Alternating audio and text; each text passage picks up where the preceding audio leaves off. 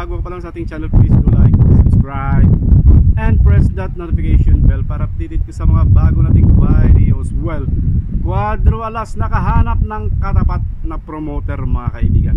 Isang promoter na maangas ang pinaka-big boss, mga kapatid. Mayroong mga member ng promotions na ayaw sana kay Cuadro Alas. Pero sabi ng isang member, dahil gusto ng aming big boss, wala kami partner.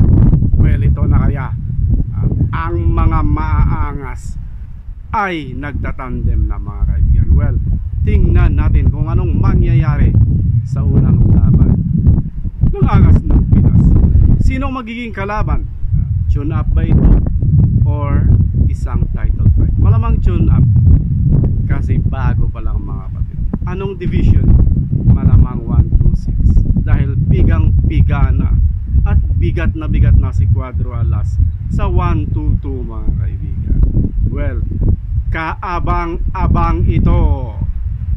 Abangan natin ang update sa boxing career ni Cuadro Alas.